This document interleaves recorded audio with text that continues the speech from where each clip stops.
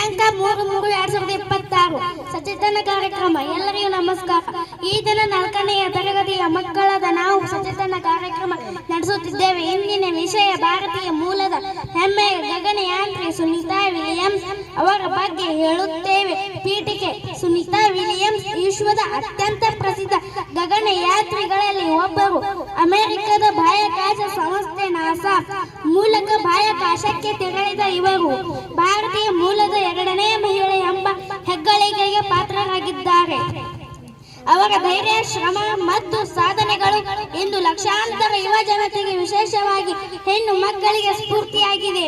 ಸುನೀತಾ ಅವರು ಸೆಪ್ಟೆಂಬರ್ 19, 1965ರಂದು ಅಮೆರಿಕದ ಓಹಿಯೋದಲ್ಲಿ ಜನಿಸಿದರು. ಇವರ ತಂದೆ ಭಾರತೀಯ ಮೂಲದ ಖ್ಯಾತ ನರರೋಗ ತಜ್ಞ ಡಾಕ್ಟರ್ ದೀಪಕ್ ಪಾಂಡ್ಯ ಮತ್ತು ತಾಯಿ ಸ್ಲೋವೇನಿಯಾ ಮೂಲದ ಜೋನಿ ಪಾಂಡ್ಯ. ಇವರು ಭೌತ ವಿಜ್ಞಾನದಲ್ಲಿ ಪದವಿ ನಂತರ ಅಮೆರಿಕದ ನೌಕಾಪಡೆಯ ಅಕಾಡೆಮಿಯಿಂದ ಎಂಜಿನಿಯರಿಂಗ್ ಮ್ಯಾನೇಜ್ಮೆಂಟ್ನಲ್ಲಿ ಸ್ನಾತಕೋತ್ತರ ಪದವಿ ಪಡೆದರು. ಸುನೀತಾ ವಿಲಿಯಮ್ಸ್ ಅವರು ಮೊದಲು ಅಮೆರಿಕದ ನೌಕಾಪಡೆಯಲ್ಲಿ ಪೈಲಟ್ ಆಗಿ ಕಾರ್ಯನಿರ್ವಹಿಸಿದರು. ನಂತರ 1998ರಲ್ಲಿ ನಾಸಾ ಸಂಸ್ಥೆಗೆ ಗಗನಯಾತ್ರಿಯಾಗಿ ಆಯ್ಕೆಯಾದರು. ಎಲ್ಲರಿಗೂ ನಮಸ್ಕಾರ. ನನ್ನ ಹೆಸರು ಕನ್ಯಾಕುಮಾರಿ ಜಿರಂಕ್ಲಿಗಿ. ನಾನು 4ನೇ ತರಗತಿ ಎ ಕ್ಲಾಸಿನಲ್ಲಿ ಓದುತ್ತಿದ್ದೇನೆ. ನನಗೆ ಬಂದ ವಿಷಯ ಬಾಹ್ಯಾಕಾಶ ಪ್ರಯಾಣ. ಇವರು ಈವರೆಗೆ 2 ಪ್ರಮುಖ ಬಾಹ್ಯಾಕಾಶ ಯೋಜನೆಗಳಲ್ಲಿ ಭಾಗವಹಿಸಿದ್ದಾರೆ. ಅತಿ ಹೆಚ್ಚು ಸಮಯ ಬಾಹ್ಯಾಕಾಶದಲ್ಲಿ ಕಳೆದ ಮಹಿಳೆ ಎಂಬ ದಾಖಲೆ ನಿರ್ಮಿಸಿದ್ದರು.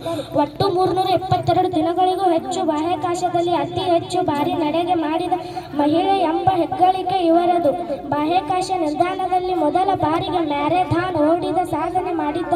ಭಾರತದೊಂದಿಗಿನ ಸಂಬಂಧ ನಡೆಸಿ ಸುನೀತಾ ಅವರಿಗೆ ಭಾರತದ ಬಗ್ಗೆ ಅಪಾರ ಗೌರವವಿದೆ. ತಮ್ಮ ಬಾಹ್ಯಾಕಾಶ ಪ್ರಯಾಣದ ವೇಳೆ ಅವರು ಭಗವದ್ಗೀತೆ, ಗಣೇಶನ ವಿಗ್ರಹ ಮತ್ತು ಸಮೋಸವನ್ನು ಒಯ್ಯುವ ಮೂಲಕ ತಮ್ಮ ಸಾಂಸ್ಕೃತಿಕ ಬೇರುಗಳನ್ನು ನೆನಪಿಸಿಕೊಂಡಿದ್ದರು.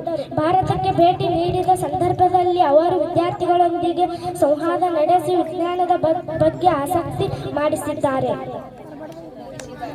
ಎಲ್ಲರಿಗೂ ನಮಸ್ಕಾರಗಳು. ನನ್ನ ಹೆಸರು ಲಾಯೋಪುತ್ರ. ನಾನು 4ನೇ ಕ್ಲಾಸಿನಲ್ಲಿ ಓದುತ್ತಿದ್ದೇನೆ. ನನಗೆ ಬಂದ ವಿಷಯ ಉಪಸಂಹಾರ. ಸುನೀತಾ ವಿಲಿಯಮ್ಸ್ ಅವರು ಕೇವಲ ಒಬ್ಬ ಗಗನಯಾತ್ರಿಯಲ್ಲ, ಅವರು ಅಸಾಧ್ಯವಾದುದನ್ನು ಸಾಧ್ಯವಾಗಿಸಬಹುದು ಎಂಬುದಕ್ಕೆ ಜೀವಂತ ಉದಾಹರಣೆ. ಶಿಸ್ತು, ಕಠಿಣ ಪರಿಶ್ರಮ ಮತ್ತು ಗುರಿಯತ್ತ ಅಚಲ ವಿಶ್ವಾಸವಿದ್ದರೆ ಎಂತಹ ಎತ್ತರವನ್ನಾದರೂ ತಲುಪಬಹುದು ಎಂಬುದನ್ನು ಅವರು ಜಗತ್ತಿಗೆ ತೋರಿಸಿಕೊಟ್ಟಿದ್ದಾರೆ.